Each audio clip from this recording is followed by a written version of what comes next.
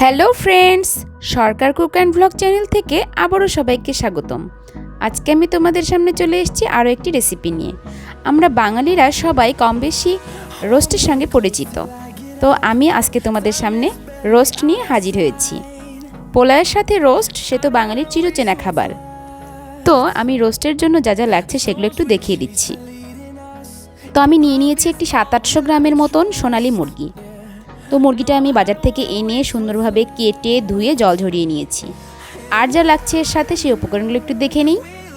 তো আমার যা লাগছে তা হচ্ছে কিশমিশ, কাজু বাদাম, চেরা কাঁচামরিচ, লাগছে টক দই, আর যা লাগছে তা হচ্ছে টমেটো সস, লাগছে মেইন যে মশলাটা রোস্টের জন্য তা হচ্ছে জায়ফল, জয়ত্রী, লবঙ্গ, দারচিনি, সাদা এলাচ, তেজপাতা আর কাবাব চিনি, গোলমরিচ। তো আমি এগুলো একটা খালি খোলায় ভেজে সেটা একটু গুঁড়ো করে নেব। আর লাগছে আদা পেস্ট, পেঁয়াজ পেস্ট, পরিমাণ মতো লবণ, মরিচ গুঁড়ো, আদা বাটা, রসুন বাটা। আর লাগছে নামানোর আগে একটু সামান্য চিনি, ঘি আর সাদা তেল। আর ব্যবহার করছি পেঁয়াজ কুচি, যেটা আমার স্কিপ হয়ে গেছে। তো ধুয়ে কেটে রাখা যে মুরগিগুলো আমি রেখে দিয়েছিলাম, সেই চিকেন পিসগুলো আমি এখন সামান্য পরিমাণ লবণ দিয়ে মেখে এটা রেখে দিব। তো আমি পরিমাণ মতো লবণ দিয়ে এটা ম্যারিনেশন করে রেখে দিচ্ছি। আর এদিকে আমি গ্যাসের চুলা ধরিয়ে দিয়েছি, একটা প্যান বসিয়ে তেল গরম করতে দিব। তো আমি মেখে নিয়েছি, এবার আমি চলে যাব চুলায়।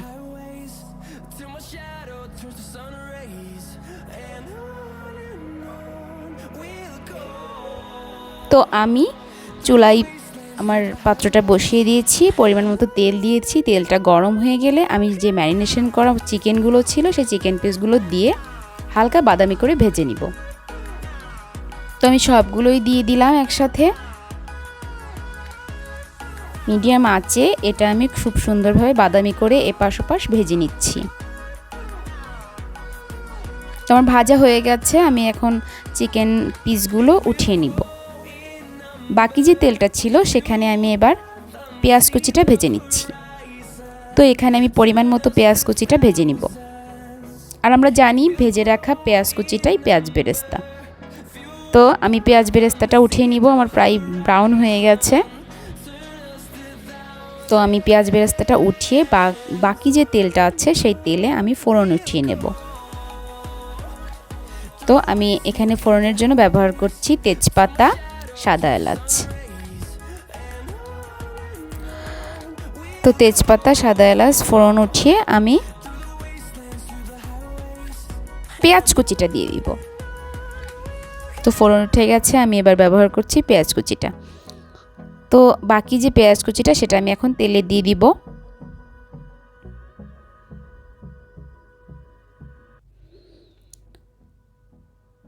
চুলার আঁচটা মাঝারি রাখার চেষ্টা করছি। তো মাঝারি আছে আমি পেঁয়াজ কুচিটা দিয়ে দিয়েছি, একটু নেড়ে চেড়ে আমি এখন বাটা মশলাগুলো দিয়ে দিচ্ছি। তো আমি দিয়ে দিচ্ছি রসুন পেস্ট, আদা পেস্ট,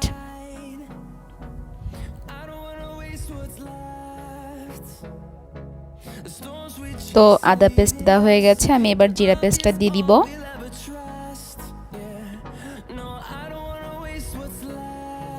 তো পরিমাণ মতো জিরা পেস্ট আমি দিয়ে দিচ্ছি। আর খেয়াল রাখতে হবে মশলাটা যেন কোনোভাবেই পুড়ে না যায়।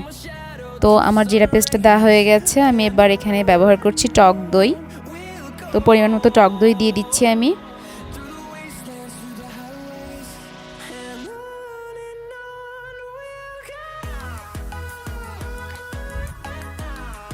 টক দইটা দেওয়া হয়ে গেছে, আমি এবার এই মশলার সঙ্গে টক দইটা খুব ভালোভাবে মিশিয়ে নিচ্ছি।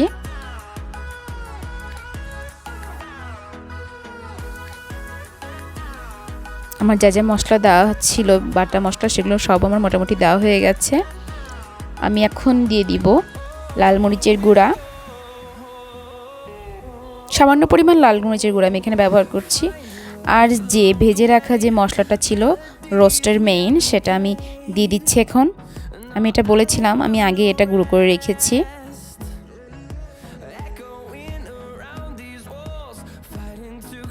তো পরিমাণ মতো লবণ কিন্তু আমি এখানে ইউজ করেছি, যেটা স্কিপ হয়ে গেছে। তো এবার আমি দিয়ে দিব কিশমিশগুলো।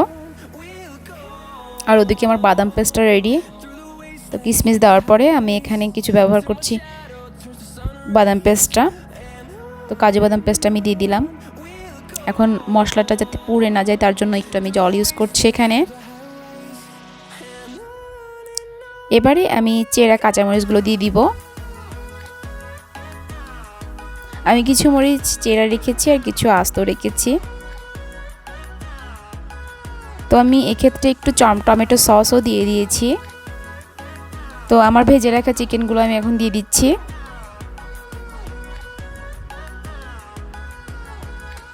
তো ভেজে রাখা চিকেনগুলো দেওয়া হয়ে গেলে আমি মশলাটার সঙ্গে খুব ভালোভাবে এটা মিশিয়ে নিব।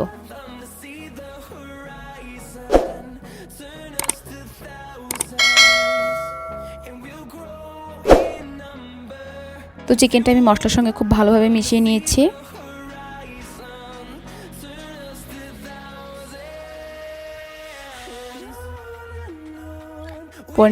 পরিমাণ মতো জল আমি এখানে দিয়ে দিচ্ছি।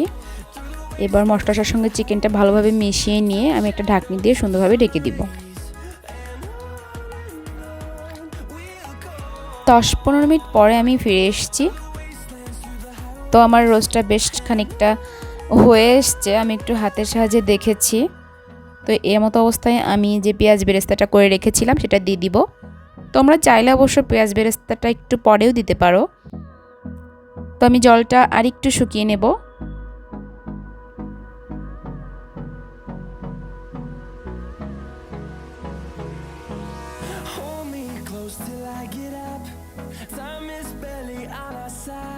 তো আমি একটা ঢাকনির সাহায্যে আরেকটু ঢেকে দিব।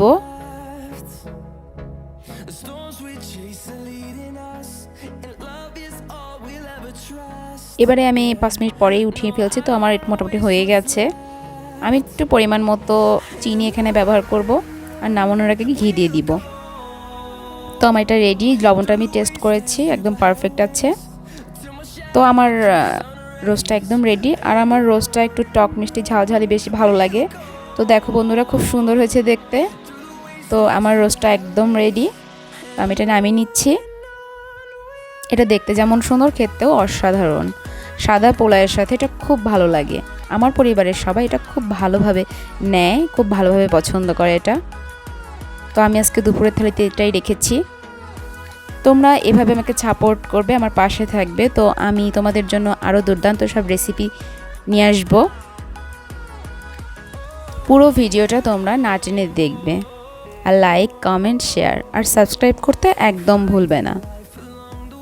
পুরো ভিডিওটি দেখার জন্য অসংখ্য ধন্যবাদ। তোমরা সবাই সরকার কুক অ্যান্ড ব্লগসের সাথেই থাকবে। ধন্যবাদ।